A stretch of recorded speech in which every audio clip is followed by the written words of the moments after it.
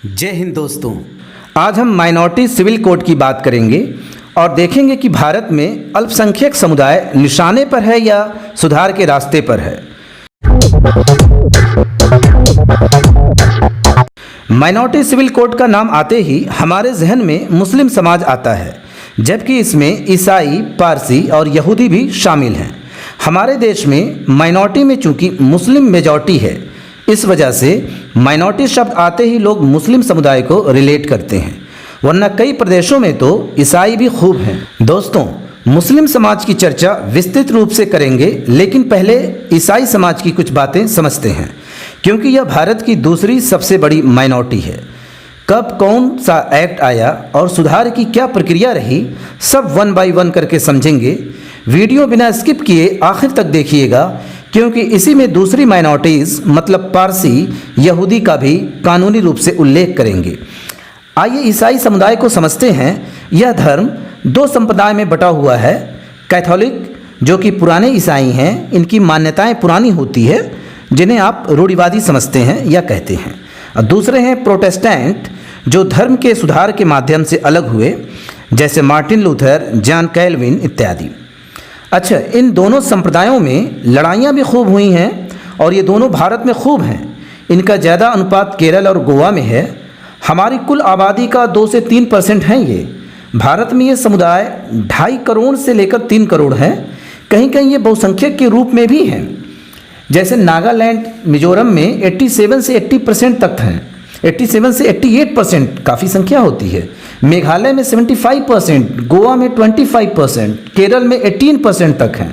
Means in प्रदेशों में ये इन्फ्लुएंशियल माइनॉरिटी हैं, इनका दबदबा है, प्रमुखता है। अच्छा, हमारे देश में आधुनिक कानून ब्रिटिश ने बनाए और वे भी क्रिश्चियन ही थे, जैसे Christian marriage act 1872, Indian divorce act 1867, Indian succession act 1925, guardian and wards act 1890। इन कानूनों में भेदभाव की दिक्कत नहीं आई, क्योंकि उस समय अंग्रेज भी उतने प्रोग्रेसिव नहीं रहे होंगे, इसलिए सुप्रीम कोर्ट ने आसानी से गलत कानूनों को ख़त्म किए या उनमें सुधार किए। अब देखते हैं ये बदलाव और सुधार कैसे और कब हुए। पहला केस मैरी रॉय का आया। ये वही मैरी रॉय हैं जिनकी पुत्री अरुंधति राय हैं। मैरी रॉय ने इंडियन सक्सेशन एक्ट 1925 के तहत केस किया, क्योंकि इन्हें संपत्ति में हिस्सा नहीं मिला। ये केरल की रहने वाली थीं और उस इलाके में इंडियन सक्सेशन एक्ट 1925 लागू नहीं होता था। वहाँ TSA 1916 लागू होता था। TSA में बेटी को संपत्ति में हिस्सा नहीं मिलता था। अच्छा, ये कानून कोई अनोखी बात नहीं थी, क्योंकि उस दौरान फ्रांस, ब्रिटेन आदि देशों में भी ऐसा ही था। मैरी रॉय का केस हाई कोर्ट होते हुए सुप्रीम कोर्ट पहुंचा। सुप्रीम कोर्ट ने मैरी रॉय के पक्ष में फैसला दिया और कहा कि अब से इंडियन सक्सेशन एक्ट 1925 सब जगह लागू होगा और TSA नहीं होगा। आप कह सकते हैं कि भारत में मैरी रॉय पहली महिला हैं जिन्होंने कानून के माध्यम से पहली बार अपने हक की बात कही। इंडियन सक्सेशन एक्ट 1925 पर ही एक और केस आया, जॉन विलोमोटम का, जिसका जजमेंट 2003 में आया। इसी केस के दौरान सुप्रीम कोर्ट ने पहली बार कहा कि अब ज़रूरी है इंडिया यूनिफॉर्म सिविल कोड के बारे में सोचे, और अब तक ये बात सुप्रीम कोर्ट 5 से 6 बार कह चुका है। दोस्तों, यूनिफॉर्म सिविल कोड के बारे में नेक्स्ट वीडियो में विस्तार से बात करेंगे। अभी इस वीडियो में माइनॉरिटी सिविल कोड को समझते हैं कि कैसे समय समय में सुधार होते हुए इसमें यूनिफॉर्मिटी आती गई और कैसे लोगों ने कहा कि अल्पसंख्यक समुदाय निशाने पर है। जॉन विलोमोटम के केस के दौरान कानून था कि अगर मरने के पहले वसीयत की हुई है तो संपत्ति आपस में सबको मिलेगी, और यह कानून मुसलमानों को छोड़कर सभी समुदायों पर लागू होता था। इसमें एक सेक्शन 118 ईसाइयों के लिए कि वह अपनी संपत्ति किसी धार्मिक संस्था को भी दान नहीं कर सकता यदि कोई निकट का रिश्तेदार है, चाहे वह भतीजा भतीजी ही क्यों ना हो, लेकिन उसमें पत्नी शामिल नहीं है। यह विडंबना ही है कि निकट रिश्तेदारों में पत्नी शामिल नहीं है। जॉन विलोमोटम नाराज हुए और सुप्रीम कोर्ट में पिटीशन दायर की और कहा कि यह कानून 118 ईसाइयों के खिलाफ भेदभाव करता है, और सही बात भी थी कि जब हर धर्म में पत्नी को भी अधिकार मिला है तो ईसाइयों के साथ ऐसा क्यों। सुप्रीम कोर्ट ने सेक्शन 118 ISA को खारिज कर दिया और जॉन मिलमॉटम को राहत मिली और इस तरह स्त्री का भेदभाव खत्म हुआ। कुछ ऐसे ही डायोर्स के मामले में भी सुधार हुआ जब 1997 में प्रगति वर्गीस का केस आया। प्रगति की शादी जॉर्ज वर्गीस से हुई और बाद में डिस्प्यूट हो गया। प्रगति ने चाहा मैं तलाक ले लूं, लेकिन उस वक्त इंडियन डायोर्स एक्ट के सेक्शन 10 में था कि यदि हस्बैंड को डायोर्स चाहिए क्योंकि उसे पत्नी पर शक है कि उसका किसी और के साथ दैहिक संबंध है तो वह डायोर्स मांग सकता है। यदि किसी महिला ने तलाक चाहा तो केवल एडल्ट्री का ही मामला नहीं होना होगा, बल्कि साथ में क्रुएल्टी का भी मामला चाहिए या कोई और मामला भी साथ में होगा, केवल एडल्ट्री का मामला नहीं चलेगा। अच्छा, ये तो असमानता थी। प्रगति वर्गीस ने कहा सेक्शन 10 महिलाओं के खिलाफ है। यह सेक्शन तो धारा 14, 15 के खिलाफ है, 21 के भी खिलाफ है, जो गरिमापूर्ण जीवन के खिलाफ है। जजमेंट में सुप्रीम कोर्ट ने कहा कि सेक्शन 10 का वो हिस्सा गलत है और सुधारा गया।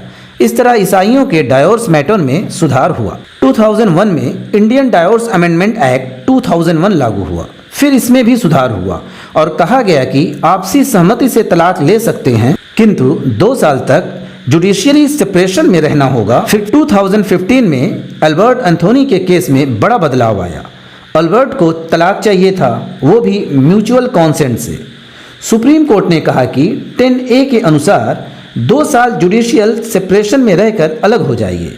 अल्बर्ट एंथोनी ने कहा कि यह भेदभाव क्यों, जब हिंदू मैरिज एक्ट की धारा 13B के अनुसार म्यूचुअल कॉन्सेंट से केवल 1 साल जुडिशियल सेपरेशन में रहना है तो ईसाइयों को क्यों 2 साल। Even that special marriage act की धारा 28 में भी केवल 1 साल के सेपरेशन की बात है और पारसी मैरिज एंड डायोर्स एक्ट में भी केवल 1 साल के सेपरेशन की बात है। सभी में जब 1 साल है तो ईसाइयों में क्यों 2 साल? क्या हम देश के नागरिक नहीं? जबकि आर्टिकल 15 कहता है कि केवल धर्म के आधार पर, केवल लिंग, जाति, नस्ल या जन्म स्थान के आधार पर किन्हीं 2 व्यक्तियों में भेदभाव नहीं कर सकते, और यहाँ केवल धर्म के आधार पर। सुप्रीम कोर्ट ने 1 साल के सेपरेशन का आदेश दिया और सरकार से इस पर कानून बनाने को कहा। यह विधेयक 2017 में पारित होने वाला था, जो नहीं हो पाया, अब जल्द ही हो जाएगा। उस दौरान लोग उतने ही प्रोग्रेसिव थे क्योंकि 1860 की नैतिकता और 2020 की नैतिकता में बहुत अंतर है, चाहे वो सोचने की हो, तार्किकता की हो या मोरालिटी की हो। जो त्रुटियां थीं वो जानबूझकर नहीं थीं, बल्कि तब वे उतने ही प्रोग्रेसिव थे। लेकिन समय समय पर जब केसेस आए तो सुधार होता गया और लोग मॉडर्न हुए। अब बात करते हैं पारसी समुदाय की, जो पहले ईरान में रहते थे, बाद में भारत आए। ज़्यादातर पारसी अपने सरनेम में ईरानी लगाते हैं, जैसे स्मृति ईरानी। हालांकि इनका जन्म इंडिया में हुआ और जब पारसी से विवाह हुआ तो सरनेम में ईरानी लगाया। इंडिया में पारसी लगभग 60,000 होंगे, जिनका पढ़ाई लिखाई में कोई भी मुकाबला नहीं। ये बहुत ही सक्सेस होते हैं अपनी लाइफ में। विज्ञान में होमी जहांगीर भाभा, बिजनेस में टाटा, गोदरेज, शाहपुर जी, मशहूर जज नरीमन तथा प्रख्यात ज्योतिष बेजान दारूवाला, इन सब का नाम आपने सुना ही होगा।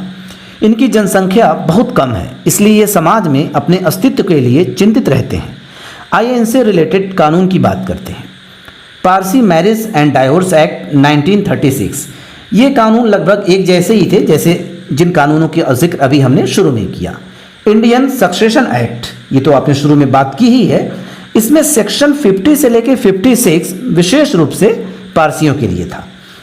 गार्जियन एंड वार्ड्स एक्ट 1890, इनके विशेष मैट्रिमोनियल कोड में पारसी समुदाय के सम्मानित व्यक्ति भी शामिल होते हैं, जो इनकी परंपरा के अनुसार रेस्पेक्टेड होते हैं और ज़्यादातर केसेस नेगोशिएशन, आर्बिट्रेशन या कॉन्सिलेशन के द्वारा सॉल्व हो जाते हैं। अच्छा, इनके यहाँ भी एक पेंच है।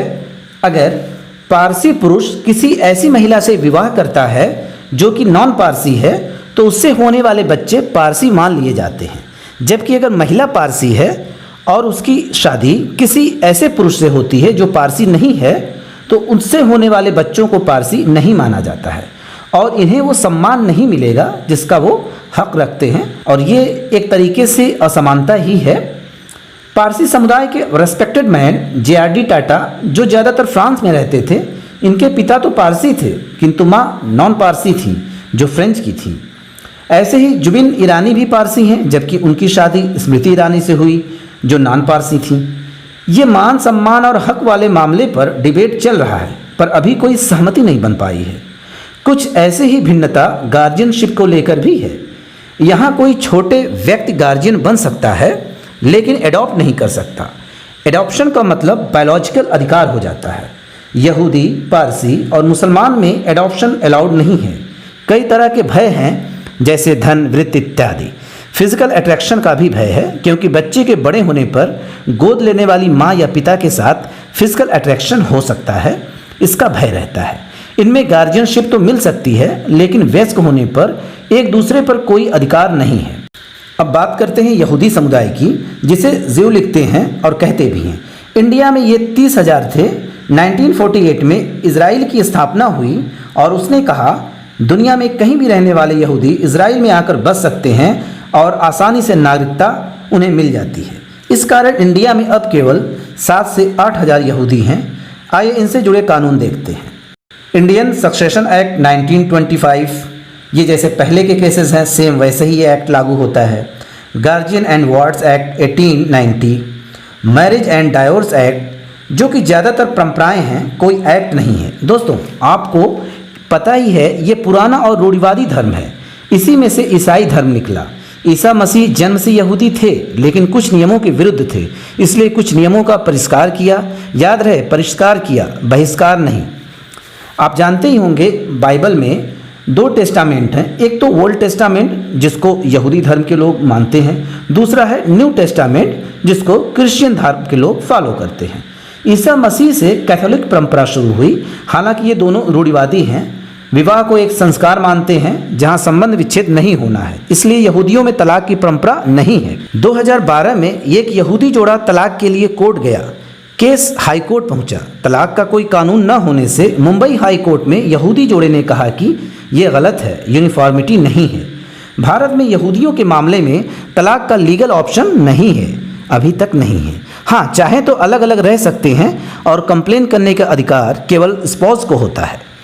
इस तरह हम कह सकते हैं कि काफ़ी हद तक ईसाई, पारसी और यहूदी यूनिफॉर्म सिविल कोड के करीब हैं, लेकिन मुस्लिम समाज में सब कुछ सही होते हुए भी कुछ कानूनी और राजनीतिक पेच जुड़ गए हैं, जिनका विस्तार में चर्चा हम अगली वीडियो में करेंगे। क्योंकि दोस्तों, कमेंट में आप लोगों का सुझाव होता है कि वीडियो ज़्यादा लंबी ना हो, इसलिए मुस्लिम समाज के लीगल सिस्टम को समझने के लिए नेक्स्ट वीडियो पर मिलेंगे, जहां शरीयत से लेकर निकाह, हलाला और तलाक पर भी कानूनी चर्चा करेंगे।